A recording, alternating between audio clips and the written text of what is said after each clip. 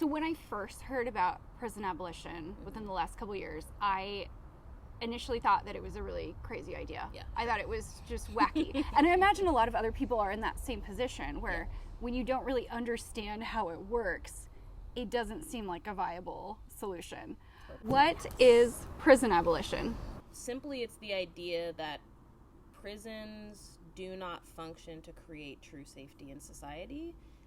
They also absorb a ton of resources that could be going towards life-affirming things that could actually get us closer to true safety, and that the institutions themselves are inherently violent. So they're resource hoarding, violent, monster-making institutions, not something that makes us safe. I wonder if we can go through some myths and facts about prison abolition. Sounds good. A good, foundational myth that supports the idea of prisons is that there are good people and bad people. Wow. Yeah. Okay, that's going to throw some people off. We are shaped by our conditions. Mm-hmm. So based on what's happening to me, are my needs met? Am I well-resourced? Do I have space to heal from the traumas that I'm going through? All of those things. Do I have supportive relationships? Do I have access to education? All those things are going to determine how I show up in the world and what I do. Yep. The myth of good people, bad people is what helps us accept the prison in our minds. Oof. Right? That's where that comes from. Yeah. But what was the prison founded on? I think that's different. Yeah. And one intervention that PIC abolitionists make is actually not that the criminal legal system is broken, but it's functioning exactly as it was designed. A lot of things that get identified as crimes are sort of crimes of survival. Yeah. And then, but I do want to name that there's also real harm that occurs where people commit assaults or murder, and those types of things. I think still is based on our condition. I guarantee if you even go inside a prison and talk to someone about how they ended up there, there's some story that it's like, well, that makes sense. Yeah. You know? Well, and who wouldn't, in a desperate situation, do something that we call a crime? Sure. Like, if you are starving, you will make different choices to survive. I think that the whole prison industrial complex is built on the idea of, like, there are people who want to do harm for joy. Yeah. Is that the idea? I mean, I think it's going back to that good people, bad people myth. Yeah. Think about all the Batman movies and, whatever else we're fed, and different ways that we kind of reassure ourselves that we are good is by having an example of the opposite, whether that example is kind of a boogeyman that we've created, or just not having proximity to these types of issues. So I can easily say, well, I'd never do that. Well, you've never been in those conditions. Right.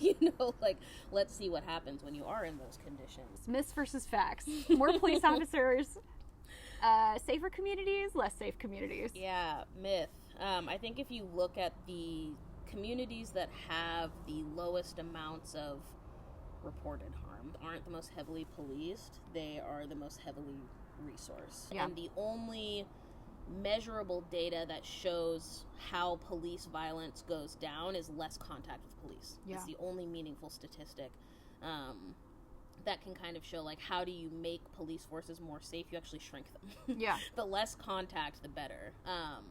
And I think in terms of the idea of police making us more safe, even if you think about, let's say tonight you woke up and someone had broken into your house and stolen a bunch of your things and, whatever, and you call the police and they come after the fact. It doesn't prevent it. No, it doesn't it's too prevent late. it at all. Yeah. It already happened. Maybe that person couldn't get a job, is at the very end of their, means for survival, and so they broke in and stole your TV as a last result. Or what if that money that had been in the police force that came after the fact and didn't really do anything had gone into job training for these types of folks? Right.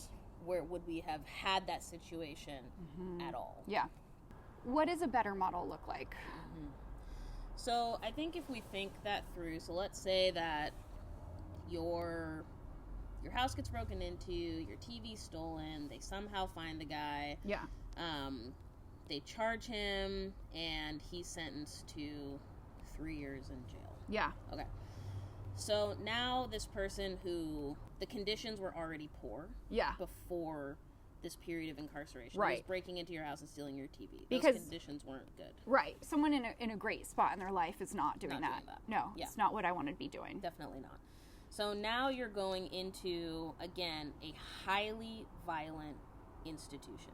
There's a bunch of other people who had similar conditions that got caught up for whatever reason, are now in this violent institution, in cages together, experiencing mass trauma for 3 years. And then you come out with a criminal record. Yep. So you endure that for 3 years, you come out, your family system is even more fractured, you have this trauma to process and heal from, and now you have to try and go get a job, which, like, best of luck to you. Right. With a criminal record in the U.S. And so the likelihood that you're going to be able to get stable and on your feet without going right back to stealing a TV from another house is very, very slim. Right. Also, this is a really expensive process. Very expensive process. We're funneling a lot of money into this weird cycle. Yeah, totally. And so all of those resources that could be going to not even just preventative measures, but just genuinely building a functional, healthy society are going into this system instead. That doesn't work. Yeah. Hasn't supported this person kind of improving their conditions. It's definitely worsened their conditions. And it hasn't created a means for the community to be safer because this person's conditions haven't changed. Again, they're worsened. And their family's conditions are probably a lot worse. So maybe now their daughter is going out and doing the same thing because dad disappeared. Right? Yeah. If those resources were put into ensuring that everyone had access to free education, healthy food, free access to health care, guaranteed housing, would they be in this situation, and then would you have experienced the harm of having your home violated and no property? Okay, so a better system. Yeah. So we start with one, don't create the systems of poverty for your citizens. Yeah, solve for poverty. Yeah, okay, great. Well, I mean, I feel like on our cycle of that, my TV was stolen situation, we don't have a step 2 because it didn't happen.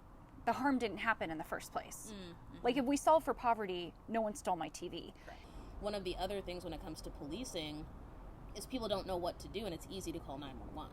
We're actually just underskilled, you know, and so we've kind of have this, like, learned helplessness around these difficult situations that we have been trained to kind of, like, just call this number and have this person come take care of it, whether or not that actually works. Right. I think most people who do that are not satisfied with the outcome, but we don't have alternative options.